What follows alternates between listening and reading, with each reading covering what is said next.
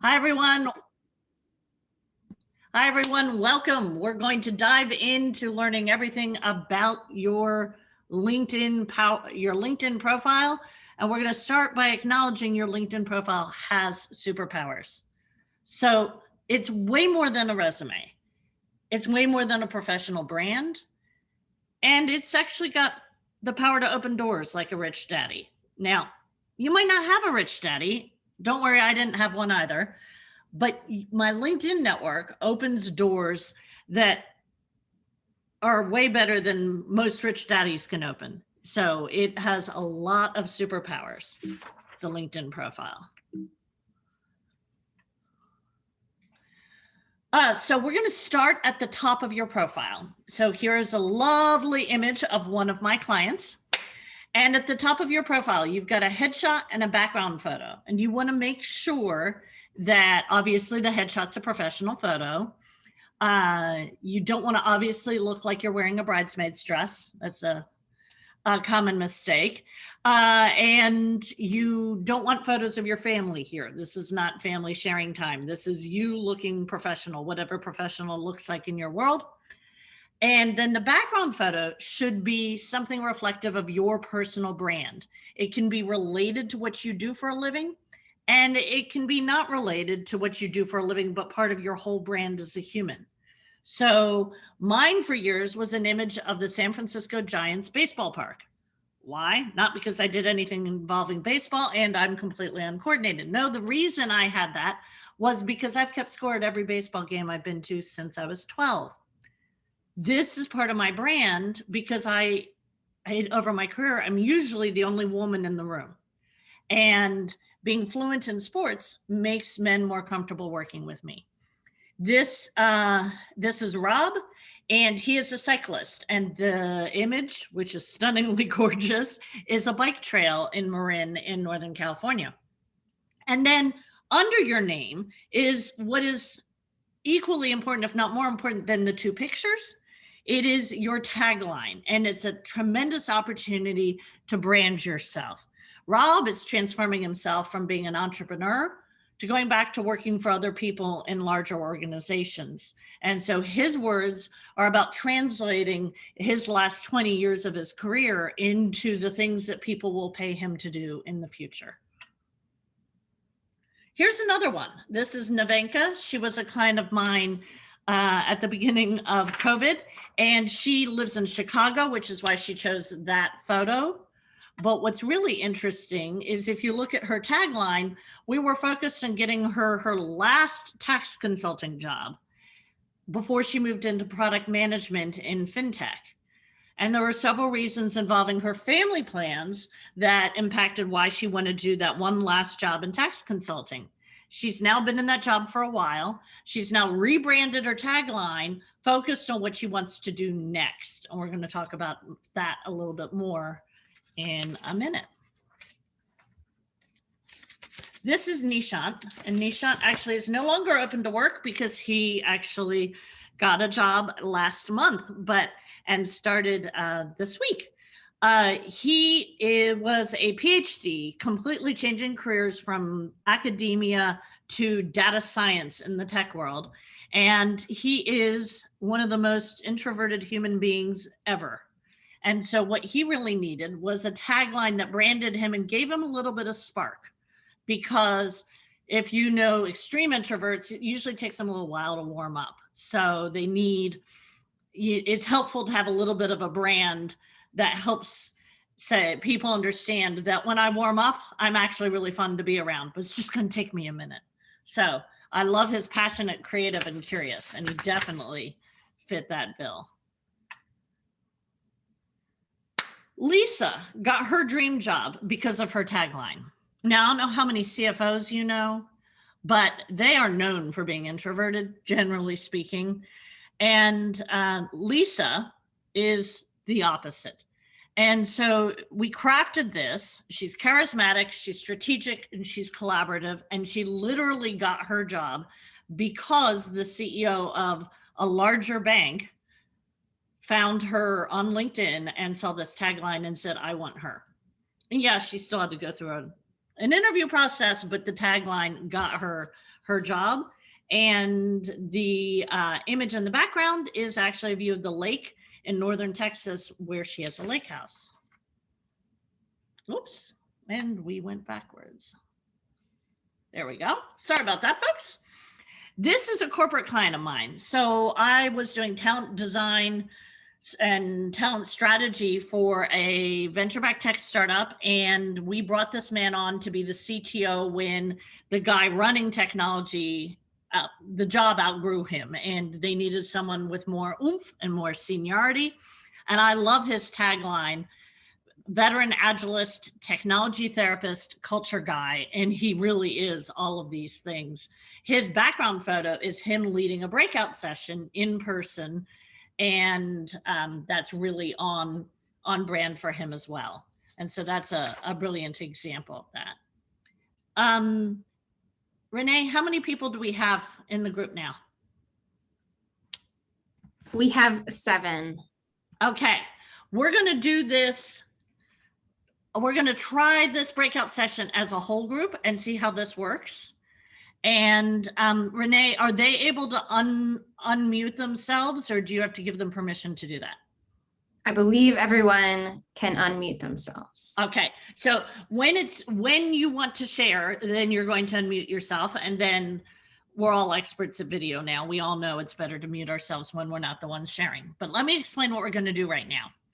What I'd like you to do is share what your current background photo is and what your current tagline is. And it may take you a minute. I hope you have maybe your cell phone handy and the linked app on it. And we want to talk about, you want to say, you know, I think based on what I just heard from Wendy, I want to change my background photo and I'm considering a couple things. And here's who I am as a human, how I'm most valuable in the workplace. What should my tagline be? And you want to think about Lisa and Dave and Nishant, and you want to think about what your next job and or your dream job looks like. If your dream job is, 5-10 years out, it might be your next job that moves you forward that, and you want to think about how you brand yourself for that. So who happens to know what their background photo and tagline is and can help us out by being our first person to share? I can go first. Cool. So my background photo is a photo I took traveling in Ecuador, and it's really pretty. And I've gotten good feedback on the photo actually from a couple of recruiters that were like, that looks really nice. That's cool. Did you take that photo? I'm like, yeah, it doesn't really relate to, I'm not a photographer or anything. So, but it's just a nice photo. And then my tagline is not very good. It is just senior consultant, because that is my job title. So I definitely think I have room for improvement there, especially strategizing of what my next role could be or what I want to find in a position. Exactly. So one thing you can do, a formula, and I'm not a huge fan of formulas because humans are human and everyone's different, but it's sometimes easier to start with a formula. A possible formula is a descriptive word about you personality-wise. And it's something that people appreciate about you. And then you want 1 or 2 words that are descriptive of the value you bring to your work. And as a consultant, that's the value you bring to your clients. And then a last word or 2 words would be something that might be more related to what you want to do next. And that could be whether it's progress within your current company or organization or not. So that's a way to think about that. So if you think about the value you bring to your customers, get that in your tagline. And then something that's moving forward, if you've got a vision for that. And when you don't, just own your current self and don't worry about that until you're working with me, and then we'll figure that out. Okay, who wants to go next? I'll go. I will go next. Oh, nice. People. Okay, Emily's going to go next, and then Tammy. All right. Hi, I'm Emily, and I actually just had some new photos taken within the past 6 months for LinkedIn. So I'm very excited about that. So I really am happy with the photo. It's I think a very flattering and like professional but modern look, and so it's black and white. And anyway, I mean that's pretty much it. But I think it's a great one. So and I will say I'm very excited because my cover photo is a picture of a place that I love that I physically took the picture myself, but sometimes it's hard to believe that I actually took the picture. Like I can't believe my phone actually captured it. It's in Costa Rica. So I think it embodies a lot of my passions and interests. That's so anyway, awesome.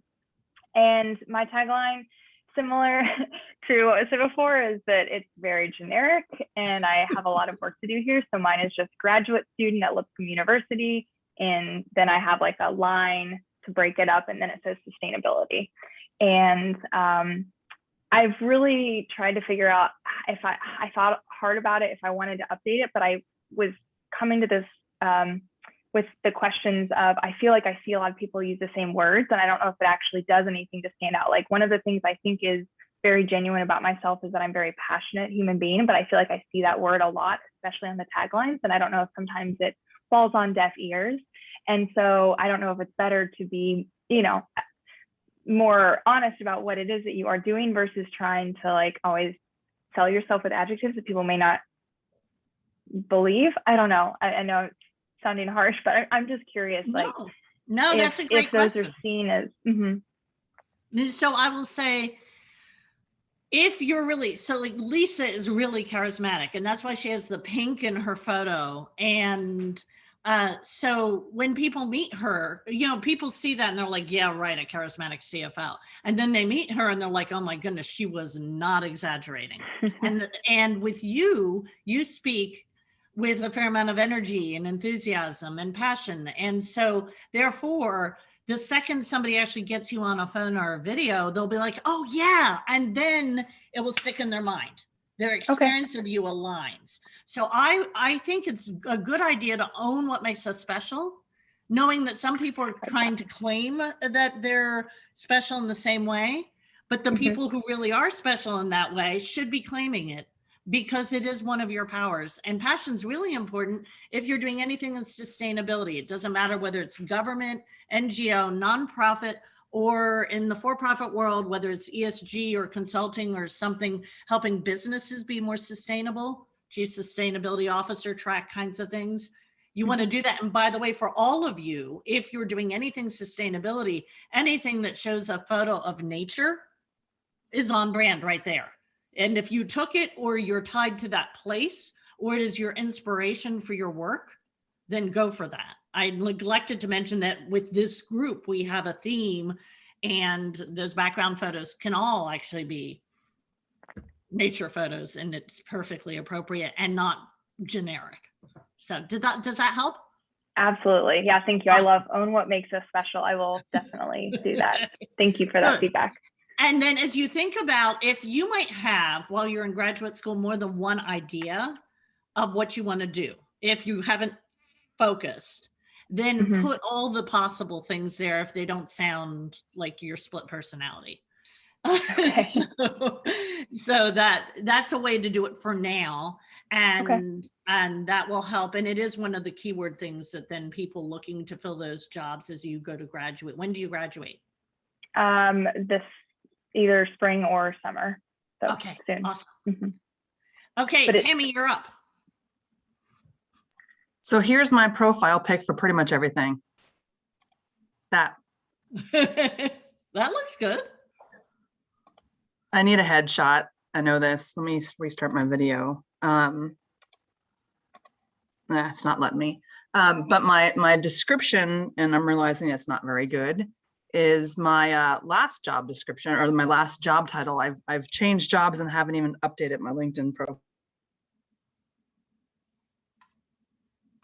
Oh, okay, you're back. There we go. Sorry about that. Yeah, so my description, or my title is literally my previous job title. I have not updated it.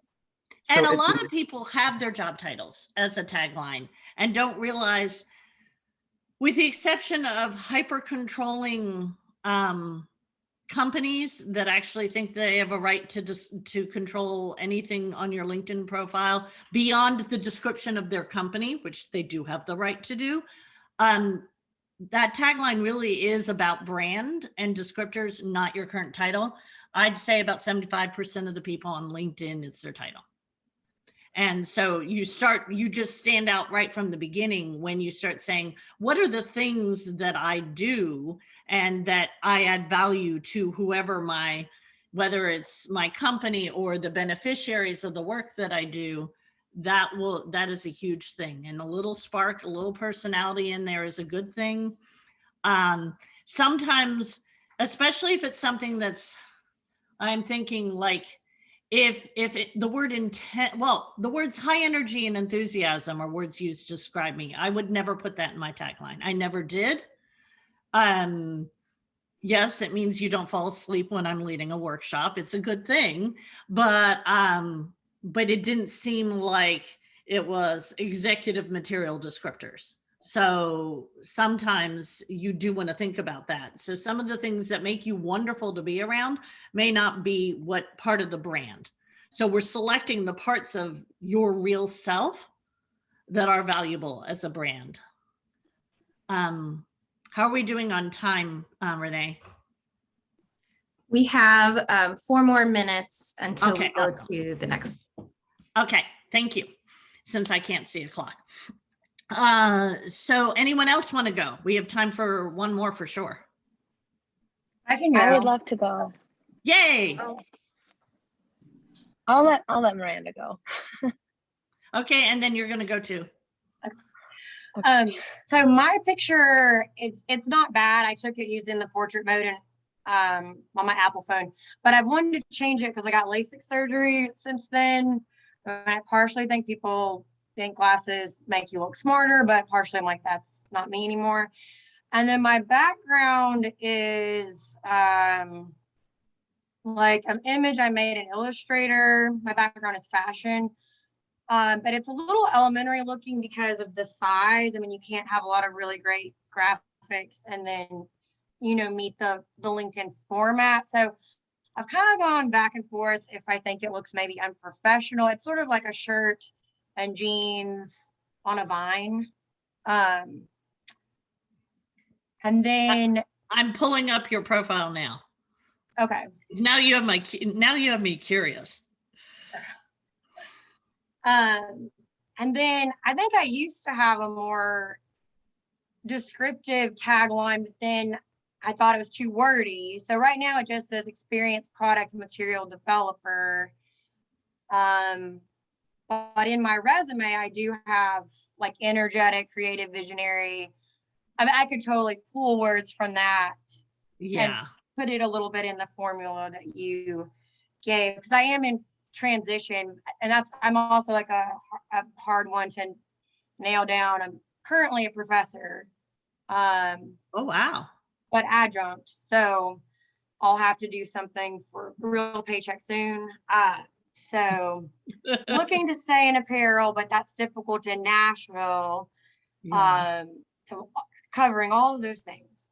Okay, cool. So by the way, the cyclist dude, his business is apparel for cyclists. And he's been networking with a bunch of companies that do other kinds of active apparel. But he's in Northern California, which is where I was for 25 years. So about half my clients are there. And now I'm starting to expand my Nashville network, but I have clients all around the country. But he may have some insights for you. Okay. So I looked at the image. The image is gorgeous. It's a shame that we don't know it's yours. It looks like something like it would be more valuable if somehow we could own it as yours. Yeah. So, and you might want to think about like actually having somewhere visible, like Miranda Tidwell Designs or something, so it shows that you did it, because then it's actually really kind of cool. And the green vines are, if you're about sustainability and clothing design, if that's something that you might care about, then that might align with that really, really well. So Gotcha. that's something you might want to do. It's gorgeous artwork, and I just think if you get to own it, then you should keep it. Yeah. Okay, cool. Thank you. Okay, who was the other person? I don't think I can see your face. That's me. Hi, Wendy. Super excited to be in this session. My LinkedIn photo is a professional photo that I got taken at work that I love, black and white, and very just me. My my background photo is a banner of where I work, which is like it's like our marketing banner that says Kimley Horn. I work for a civil engineering consulting firm, and I definitely need to change that. And my tagline is environmental planner at Kimley Horn and Associates. So, like you were saying about the 75%, it's very work centric, very much about what I do in my job and not necessarily about my passions. And so, I'm definitely, with your guidance that you've already provided thus far, I definitely can see how I could change this, to capture more of who I am as a person and my passions professionally. I love the whole sustainability, renewable energy, climate resiliency side of things. So I definitely want to think about how to capture that in a photo. And tagline, like Emily was saying, I feel like passion is also a word that really applies to me as well. And I agree with your kind of messaging that it's so used, but you're right. I need to own who I am and just be proud, and, hope the rest of my LinkedIn profile can help me stand out. That sounds wonderful. And one thing I would encourage you to do is not only think about future jobs with the description, but also think about what's the value you bring to your organization or the planet in your current role. And so that can be one of your descriptive words or action words in your tagline. It can be something about what you're achieving right now, and then something that you might be dreaming of achieving in the future. Does that make sense? Yeah, definitely. Awesome. I love that.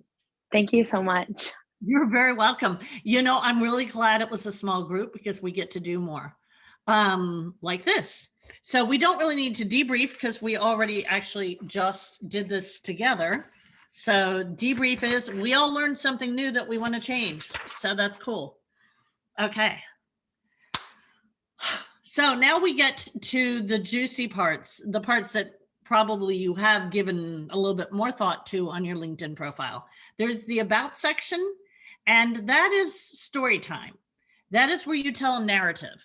That's where if you've taken a break to care for a parent or a new baby, and you've got breaks and gaps in your work history, or you have pivoted and made a dramatic change. So our professor who would like to actually pay her bills in a little bit more effectively, what you want to do is you want to tell a story within the confines of what you can do while you're currently employed with your current employer.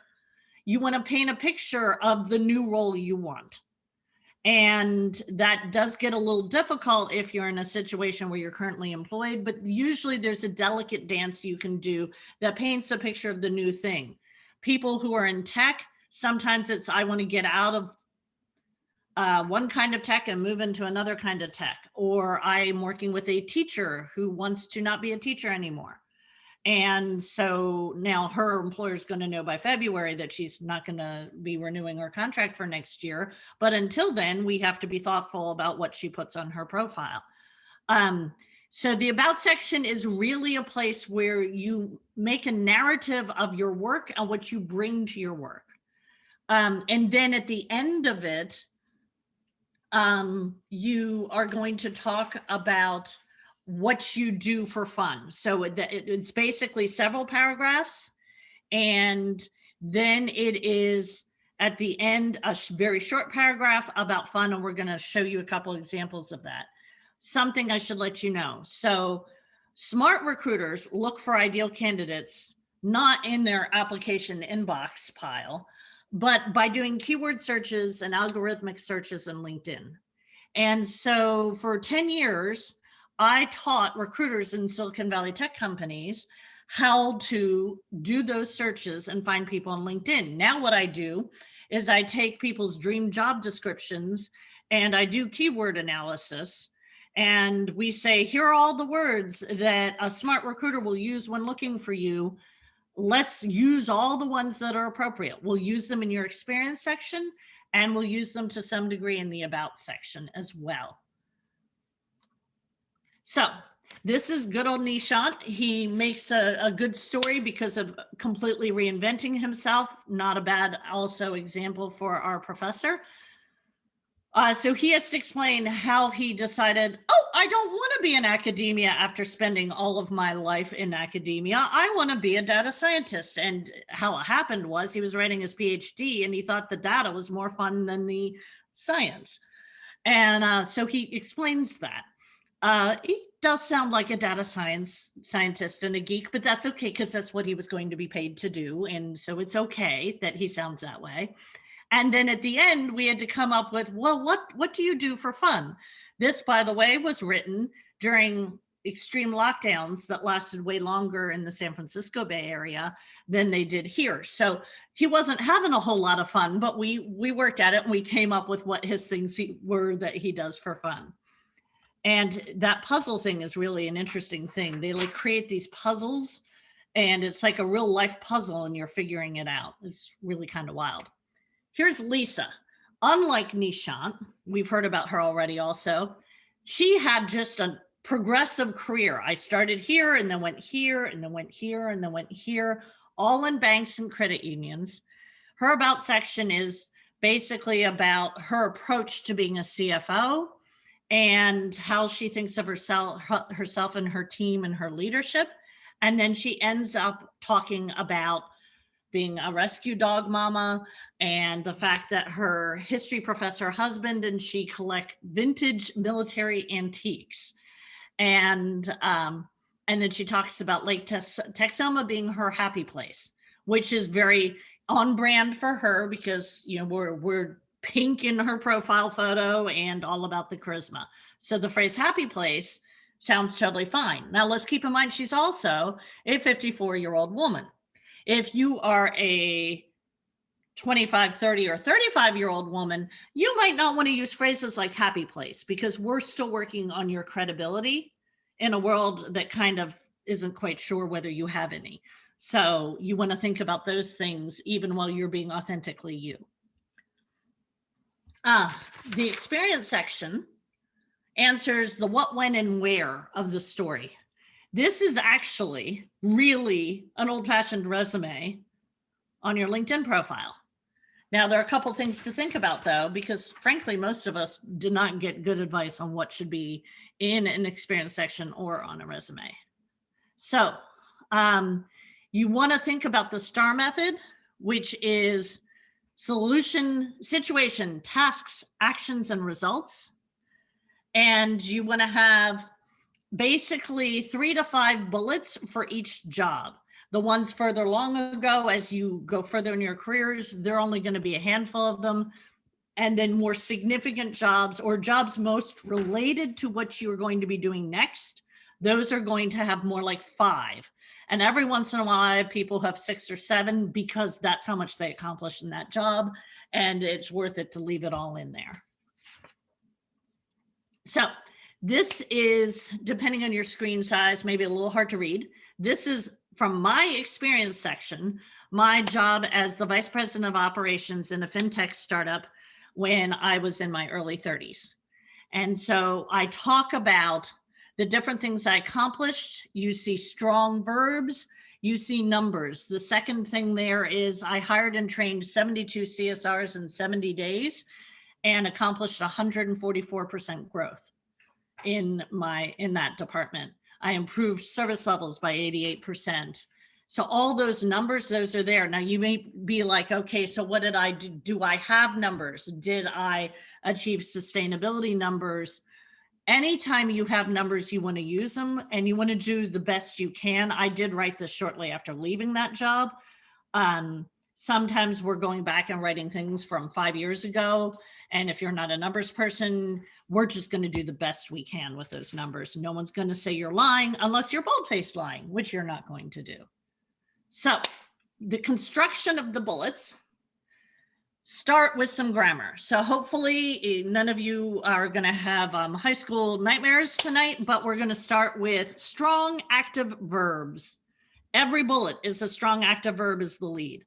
There are studies that say that women have a tendency to use passive verbs, and it is one of the things that gets in the way of people actually believing we're credible. So first thing you do to fix that, use strong active verbs. And sometimes it's a little hard to do that, but if you keep working on it, you can do it, or you work with someone like me. Then we've got the math. We talked about that. You want roughly 80% of your bullets to end in measurable numeric results, if at all possible. There are some jobs where that's not possible, some jobs where it's really easy. And then if you don't have a number, you want strong descriptive words, words that, not quite a mode, but words that really make it clear that you accomplished something significant. So we talked about the keywords a little bit. This is actually a sample from a keyword analysis I did for a client last week. So we basically went through and we looked at the words. Orange is my favorite color, so I use an orange pen and I highlight the words that needed to show up in her descriptive language as she described things she'd done before. And so the way I recommend you do that is if you're thinking about what you want to do next, even if you haven't quite launched a job search, go find 3 job postings for absolute dream next jobs. Then look for the words and notice some of them are adjectives or adverbs, and some of them are doing words, some of them are outcome words. And start paying attention to the words that they're using in the job descriptions. Those are the words the recruiters will use to find passive candidates, which is their idea of heaven. So this is a sales operations role in New York City for a New York client of mine looking to transition from retail management to being in a more of a business setting and not out running stores. And the rest of LinkedIn is kind of the whipped cream and cherries part. So what you do for fun is some of the things we've talked about. That's featured in the about section at the very end, and it might be in your background photo. And then what you do for good, that's your volunteer section. In your line of work, if you have sustainable dreams, activities, professional goals, you may already have done a fair amount of things that are actually volunteer. And especially if they're on brand with the sustainability piece, you want them in there. But they can also be, I do a dog rescue, or I always run and raise money for the Alzheimer's walk, or whatever it is. You want that in there because people hire people they like. And you are likable when you show different aspects of your compassion or the things that matter to you. And the next thing you know, your hiring manager has a father with Alzheimer's and is thrilled that you actually are committed to that organization. That kind of thing actually really matters. Okay, so when I left that fintech startup, it was acquired for $100 million, and I joined the board of an AIDS clinic, which was called Immune Enhancement Project. We did acupuncture and Chinese medicine for people living with HIV and AIDS. And so that is in my volunteer experience. I will say you can also sometimes use volunteer experience if you have a gap between jobs, if you've got some kind of significant volunteer work you're doing. So for a while, this was actually in a gap in my work history, and it really covered the time of that gap. And then it's now appropriately relegated to the volunteer section. And then here's examples of talking about what you do for fun in a way that's appropriate. We've got Lisa's with her rescue dog mama, and we've already talked about what's in there. And then here's mine. Now, mine has emojis in it, and I'm going to tell you the reason I use emojis is because experts on selling yourself on LinkedIn, which is what I do, as opposed to managing your career on LinkedIn, which is what you all are doing, emojis are supposed to be good for selling yourself. I'm not exactly sure what the theory behind that is, but I've been playing with it. I use emojis in my posts. You'll see that when you read them. I don't recommend emojis for you all. But So mine talks about three things. It talks about the keeping score at baseball games, because I still gotta be credible with all the men that I work with. And then, well, what about all the people who don't care about sports? Well, then we've got all the musicians and the artists. I'm a classical choral soprano. And then this, the bit about my dinner salons used to talk about butter and bacon. And so I was actually speaking to people through their stomachs, which is obviously a really effective way to speak to people. And so this gives people some idea. I once got on an interview with a guy, and when I asked him what questions he had for me about the company, he said, well, I have a question for you. What's the most interesting baseball game you've ever kept score at? Blew me away, but he'd read my profile. And so you never know when that's actually going to be a bonding moment for you. Then near the bottom of a profile, and you may not even have this set up for yourselves, there's the skills and endorsement section. So we can see I've got 22 people who endorsed me for coaching. And then because my most recent management consulting has been 10 years working with venture-backed tech startups, we've got a lot of references to that, and then broader management consulting. You have more than 3 endorsements you're allowed to use. You just want to pick very carefully the 3 that you put on top. You can only have 3 visible, and then people have to click to see the rest. So you pick the ones most relevant, the most important things about what you do now, and at least one thing that's about what you want to do in the future. So your potential in that arena. So if you aren't a boss right now, but you want to be a boss in your next job, you might want to have leadership. Any kind of thing. If you've been doing marketing operations and you want to move into more established marketing, you would do something like that. One of my clients has been in ESG for years. And so she was just tracking the data for her employers on their environmental impact and footprint. And her next job, she wanted to actually be part of the people deciding strategically what to do about that data. So we needed to add strategy in there. And then there's recommendations. So whenever possible, you want recommendations from, if you're in consulting, from clients. You want recommendations from former bosses. You want recommendations from former colleagues. Our professor could have one from a student about if she blew them away in class. I also have former employees. Because at one point in time, I had 400 people working for me. So that's actually huge that people who work for me shared their thoughts on that. And then I have to go back in time to show, but I wanted to show you some examples from back when I was an exec. We've got Suzanne and Gregory are people I worked with. And Katrina was someone who worked for me. And Alnaj Ben Hefran was actually on the board with me at the AIDS clinic. And so right now it's very coaching heavy, and then you have to dig in to get to these, but this is an example of some really good, and you'll be getting copies of these slides, some really good language for recommendations.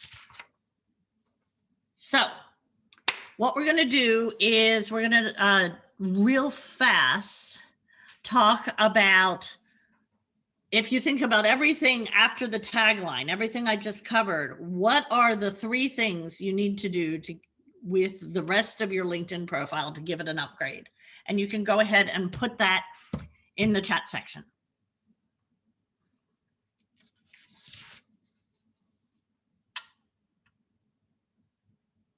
And then when Renee sees them, she will share them with us.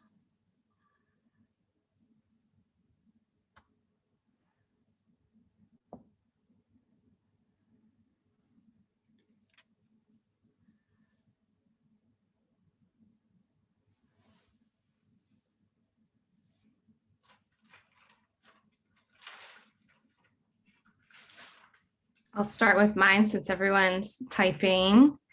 So for mine, I need to narrow down the bullets that I have in my experience section.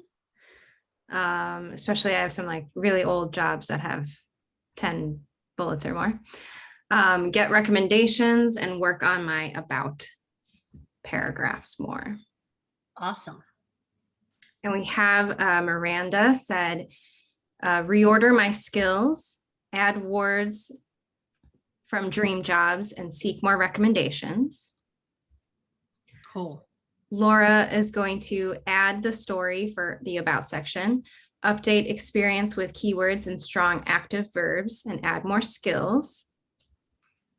And Emily is going to update my about section, add description to my past job experiences and include volunteer experiences. Yay. Awesome. My whole first career was in nonprofit. So for the longest time, I didn't have volunteer because kind of sort of my full-time job was volunteer because I was not making a lot of money and working 70 hours a week, doing a lot of good. And then after a few years out of nonprofit, I was able to add some volunteer things. But certainly for those of you who are in more focus around planet and sustainability or climate resiliency, there's an awful lot of different things that you might have done that you want to put on your profile for sure, because it's totally on a professional brand, not even just the whole people like you because you save puppies, which there's nothing wrong with saving puppies. That's a good thing. Okay. So now we have a gorgeous made over LinkedIn profile. What do we do next? So we're going to plant, we're going to nurture, and we're going to harvest our network. The analogy works for all networks, but since we're talking about sustainability, this works even better. So let's talk about who you know. You probably have a lot of people you know in real life that you should be connected to on LinkedIn and aren't. So first of all, my guess looking at the faces I can see is that none of you have been out of college so long that everyone's forgotten who you are. So what that means is, and basically my general rule is if you're under 40, make sure that the people that you were reasonably close to in college that you're connected to.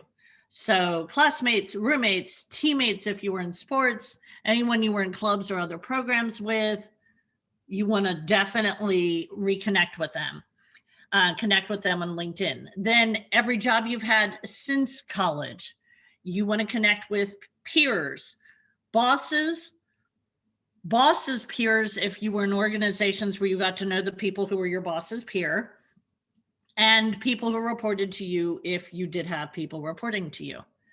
And then if you're active in a church, members of your church family. That's a huge part of networking in the Nashville area. So make sure that you're connected to people that you know from church if you're active in church. Volunteering, your connections from different kinds of volunteering. You want to have them as connections on LinkedIn. And remember, you don't need everybody you connect to be in the same field as you. You want a diversity of people that you've met, all people who know you, because you're connecting with them actually about the people they know, and also so that you can help them. So those are the two reasons you're doing it. You're building your own network and you also want to help them. And then there's family. So if you have cousins, aunts, uncles, parents, friends of your parents who are active in the professional world, I have a lot of I come from a family with a lot of blue collar folks. So my cousins who got to go to college, I'm connected with them on LinkedIn. That's never actually done much for my network, but it's quite likely that it might actually for you. So I do recommend you do that. And then if you've had children are actually the best network builders on the planet, because you meet the other parents at school, extracurricular activities, little league, dance, music, everything. You know all the other ballet moms, you know all the other little league moms. And that's super valuable for building your network. And there's nothing more bonding than raising children together.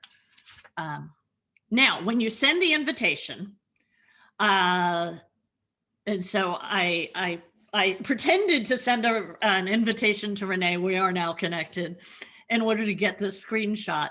It offers you the option to send a note.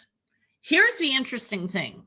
Now, if you're writing to someone who might not remember your name, or say you changed your name, and so the person from your college roommate wouldn't recognize your new last name, then you're going to need to add a note. But if they're going to recognize your name, and we're all a lot more memorable than we think we are, then don't add a note. So I've been tracking this year, and somebody I work with on using LinkedIn to get clients, which is something that I'm doing on LinkedIn. See, I knew all about this stuff I'm sharing with you all. I had no idea how to get a client. I know how to get a job, and I know how to recruit people on LinkedIn. That's what I knew. But what we found in our studies is that not adding a note actually increases the percentage of the time people say yes. I do not know why. It doesn't make any sense to me psychologically. And many of us don't like to be rude, but you're actually not being rude. Maybe it's just that everyone's stressed out and doesn't have time to read. If you feel you need to add a note because you're not sure they'll remember you, then you say, I still remember how you did Y at Z, the company or school where you met them. I'd love to connect. Let me know if I can assist you with any connections, that kind of thing. That's what you do in a note if you need to remind them who you are. Now, let's talk about networking events. So when dinosaurs walked the earth, humans brought business cards to networking events. And apart from the whole tree killing thing, although the design lover part of me always liked a good business card, but there's the whole tree killing thing. There's also the basically it's an unnecessary expense kind of thing. So now when you go to an event, if you go to in-person events, you want to meet as many people as you can, and you want to connect with them on LinkedIn. And you can do that right there in the moment. So one way to do that is a QR code. It does require a certain level of tech savviness, but then it's readable, and then it does make it easier if you're tech savvy enough that you can explain it to someone who's not tech savvy. So I went to 2 in-person networking events in June. The Nashville Tech Council had an event, and Nashville Entrepreneur Center had an event. And one person I met out of those 2 events had a QR code. And I was like, wait a minute, I'm the techie from Silicon Valley. What's this QR code for my LinkedIn profile bit? So I was like, oh, I've got to have one. I can't be stood up. I'm the Silicon Valley tech expert. But so now I have my own QR code. But the reality is you don't need a QR code. Normally what I did is, as I was chatting with people, I'd pull out my phone, I'd pull out the LinkedIn app, I'd find their profile, and then send a connection request. Super simple, super easy, and it's done. Then the people that maybe were like uber important people I was trying to meet, and maybe I didn't have as much of their attention, I got their contact information, and then I followed up the next day. And then I did send a note with those. Now, in an era of Zoom meetings, this is a little harder. So if you're not connected to everybody on this call, you can see all the names. Send connection requests to each other. Make sure you do that. So that's really, really, really important. And of course, you're going to send one to me, and you're gonna update me on the work that you're doing. Now we've got a network. We've got a beautiful profile, and what are we going to do with it? So there's several things we do to nurture our LinkedIn network. We honor work anniversaries. We celebrate new jobs. We make introductions for people. We support people's posts with comments and emojis. And we share job leads and job advice. Now, what you should know is the people who post on LinkedIn, they're doing it for their brand, or if they're a recruiter because they want lots of people to follow them so that it's easier for them to fill jobs. I do it because I want people to want to work with me as a coach. And we get more access, and our posts are shared with more people by LinkedIn by you all emojiing and commenting. So the more emojiing and commenting, the better it is for our posts. So if you have people that you care about supporting, you want to do that for them. What it does is it shows their posts now to all of your connections. And so that can be really, really valuable. Notifications is your new BFF to do this. So here's just one day, a couple weeks ago, a bunch of my notifications.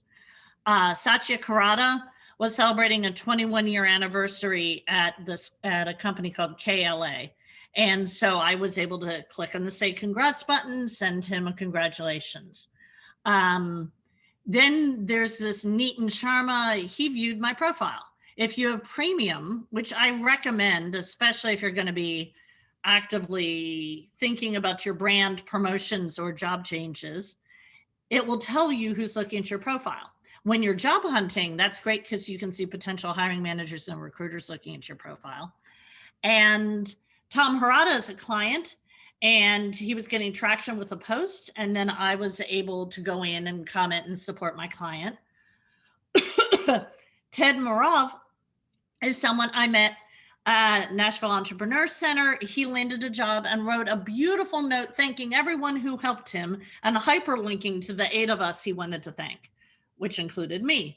And so I needed to get in there, congratulate him, and also interact with the people that were congratulating him. And then Josh Kamir down here at the bottom, he got a new job. He's not an active client, but what I always do with people who get new jobs, I congratulate them and I talk about their first 30, 60, 90 days, because that's something we focus on getting the new job and then we get it and we haven't thought about what we're going to do when we get there. It's a little like focusing on planning the wedding and not planning the marriage. It's the same kind of thing. So your LinkedIn feed is filled with opportunities to nurture your network and polish your brand. One of them is your main feed. So that's under the home section to click on that. And in there, you're going to see all of your connections posts, and you're going to see, and some of your connections will never post. A lot of mine never post. They're too busy working. Then thought leaders that you're following, you'll see those. Companies that you're following or organizations you're following, like I'm now following Twig, so I will see your posts. Those will show up there. And in the case of Michael Clemmer, you can see he's a second degree connection of mine. He and I aren't connected, but Gary Steensgaard liked his post, and so it shows up in my feed, and Gary and I are connected. So let's talk about following people. You want to follow thought leaders in your space, and you want to follow people kind of who are where you want to be headed in your career. Those are the two kinds of things. So you want to, and then you want to emoji and comment on the thought leaders posts. And that expands the people that see you and start getting to know you. And even if you're an introvert, most of us introverts are, yeah, I actually identify as an introvert. We're comfortable writing. We're just not comfortable picking up the phone and calling a stranger. So it's a good way to build your network, and it's not too scary once you get the hang of how to interact with people's posts. So how do you find the people to follow? I did a search for environmental thought leaders. Now that's a ridiculous search because nobody is branded as a thought leader, or not directly. You would actually search for climate resilience experts. The ESG folks would search around that. So here we have, under thought leaders, I have 2 former clients who are in environmental spaces. Somebody I met a long time ago when I was just leaving my executive job, and actually another former client who runs her own consulting firm in the environmental space. So that's who shows up when I did that. You don't want to search for thought leader, but you do want to think about who are the people 5-10 years ahead of you in their careers that you want to pay attention to, you want to learn from. Okay. So let's see here. little bit behind. What we want to do, is talk for a few minutes about this whole nurturing my network thing, because everybody's got a full-time job, or you're working on getting a full-time job, so you don't have a ton of time. So I'd like you to take a quiet minute or two and think about, where in my week can I find 2 15-minute slots for nurturing my network? And then let's see how we can, and then after today, what I'd like you to do is reach out to somebody who was on the call with you tonight and ask them to be your accountability partner, because you all will know what you're talking about, so you won't sound strange. It'll be like, Wendy suggested we get accountability partners to support us in nurturing our network. Will you be mine? That kind of thing. Should be a little less scary than asking somebody out on a date. So can you take a minute and figure out where you're going to put that time in, and then we'll have people talk.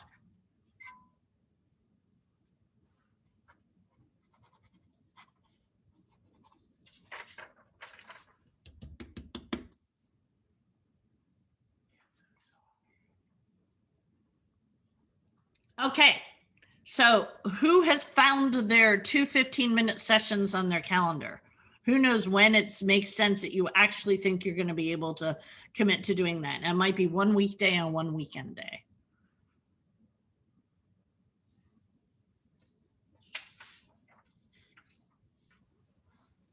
Mine are, I found some. My Wednesdays and then a Saturday are the best days for me. That's awesome. And that's really fabulous. Good.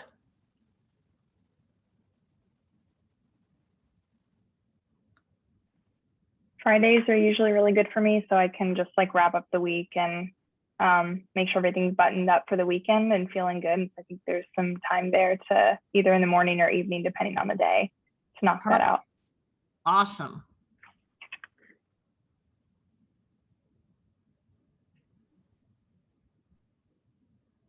Yeah, I work 2 jobs, so no week is the same for me. So, but I bullet journal like a crazy person. So I think I would just every week have to write it in. Yeah, exactly. And you just know that'll be that. Now, if you're going to be looking, Miranda, for a job sooner rather than later, then your priorities will shift and you'll probably be doing other types of LinkedIn activity. But if you've got time to do the network nurturing, that will enhance your job search. But you might do it with more job search focus as opposed to a broader, I'm nurturing my network like I water my garden kind of thing. Who else has a time slot?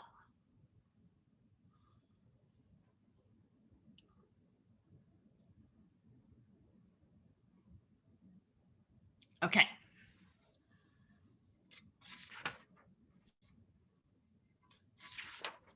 Oh, one other thing I should mention is there's a ton of stuff going on right now about job searches and job search stress and celebrating when you get a job. And it's become a thing on LinkedIn. And if you know people looking for a job, people keep talking about how companies are desperate for people to work, and yet the people who are looking for jobs are totally stressed out, just like at any point in time. So anytime you see a job posted somewhere, you want to, on LinkedIn, if you know someone looking for a job and it sounds like what you think it is that they do, you want to share it with them. You never know when you're actually going to change a life with that. And that's actually really the original LinkedIn thing that you do to nurture a network. So let's talk about this whole rich daddy thing. So we've talked more about brand and career planning and being found by recruiters, and owning our credibility stories, but we haven't focused specifically on job search. And every one of you is going to be looking for a job at some point, probably in the next 2 years, just because nobody stays in a job super long these days. So I want to take a minute and talk about this whole concept of LinkedIn as the rich daddy network.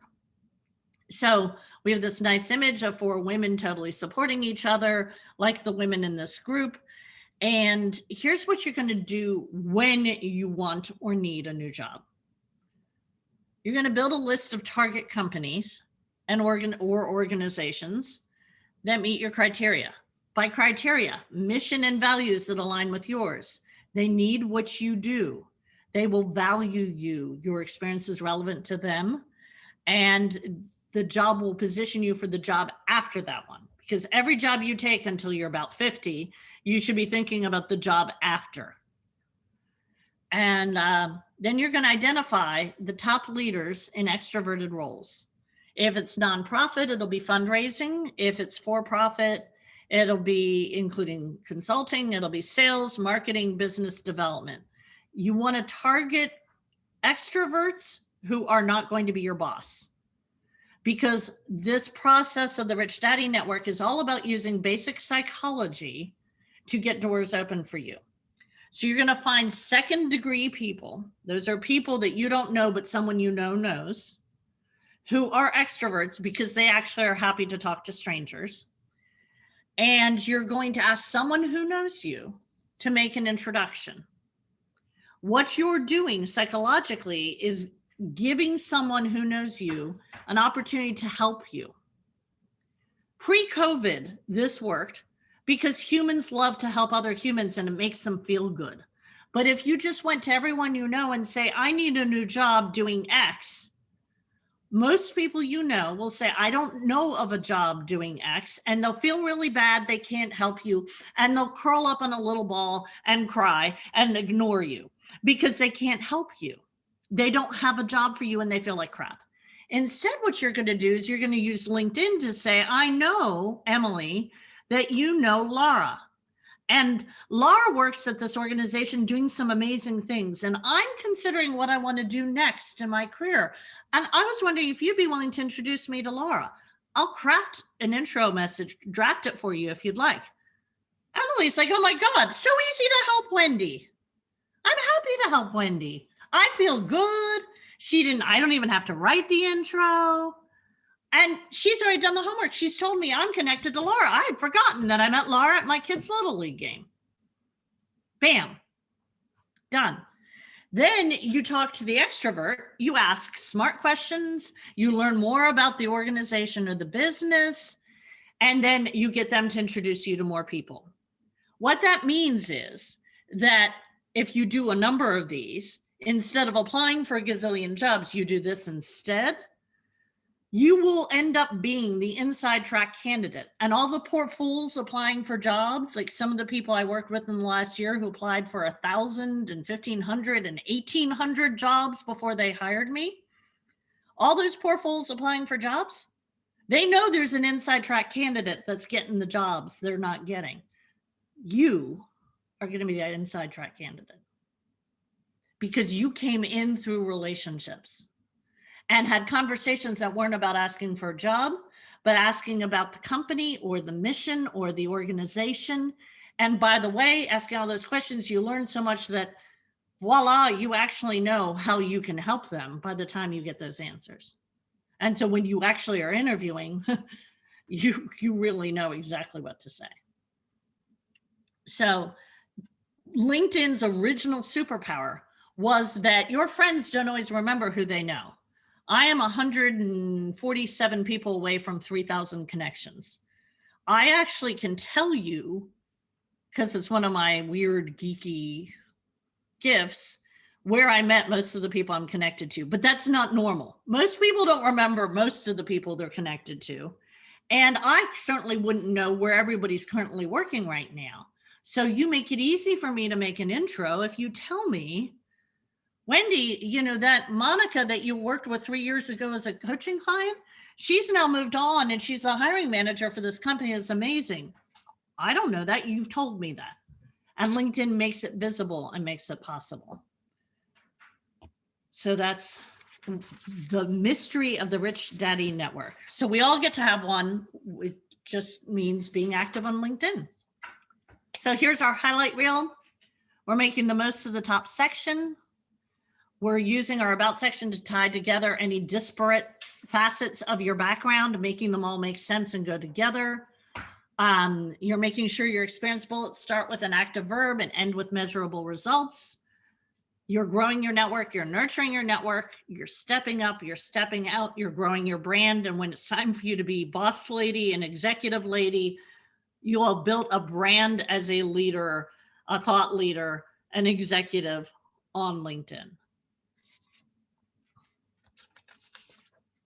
Okay, so Renee's going to make sure you get all this contact information so that you can find me, but that's my LinkedIn profile because I am there and selling services.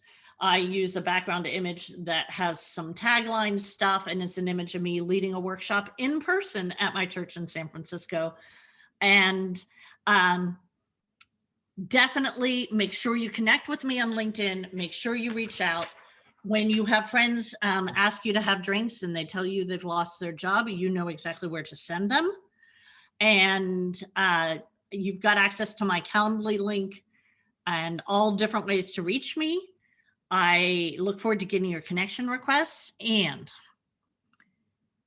I will, if I hear from any of you between now and Christmas Eve and you decide that you want to work with me on your LinkedIn profile, or you get an interview, or you want to think through long-term job search strategy, or anything that has anything to do with a job that will pay your bills and make the rest of your life work better, then what you want to do is you want to reach out to me so that and we'll do a free call. And then if you sign up to work with me before Christmas Eve, I'm going to knock 25% off. So it'll be your Christmas present.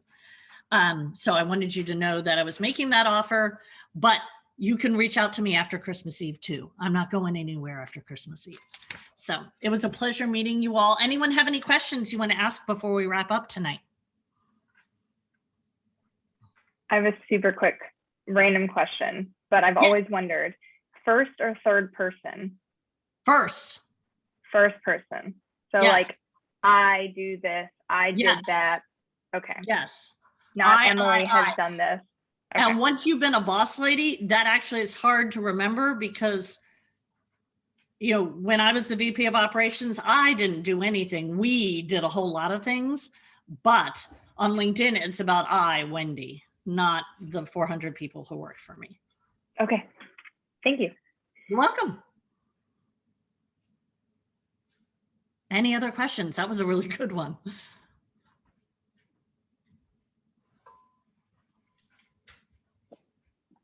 Wendy, I don't have a question, but I just have to tell you from the bottom of my heart, thank you so much. This was one of the best sessions ever from a building your professional self standpoint. So you are awesome, and I definitely will call you. Yay! I second that. Thank you. So helpful.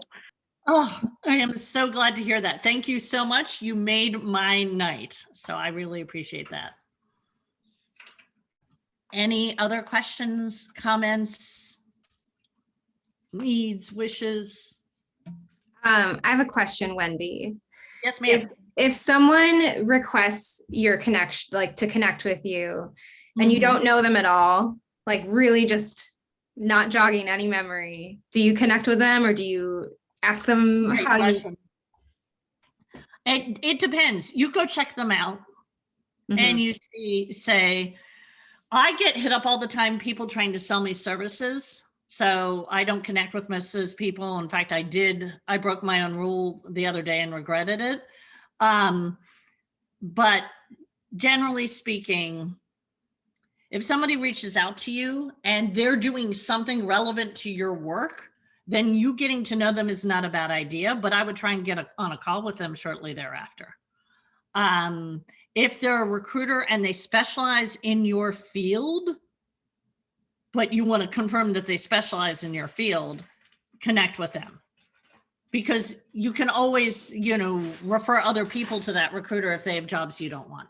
You don't have to say yes to every person who asks you out, and the same rule applies to recruiters. But being connected to recruiters who specialize in what you do is really valuable. And then I I haven't had a lot of this, but then I'm in my 50s. But you know, the people that seem like maybe they think LinkedIn is a dating site, then use your judgment on that one too. So, good question. Any more questions?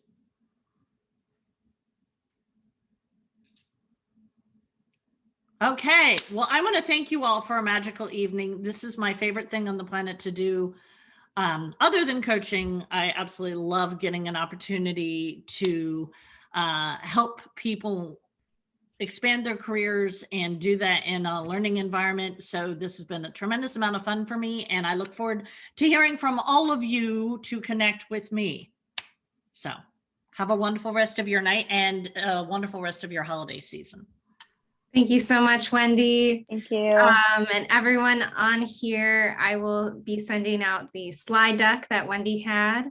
And we will have this recording posted on our website under past programs. So you can refer back to it or share it with people who you think would find it helpful. All right. Thanks, everyone. Have a great night.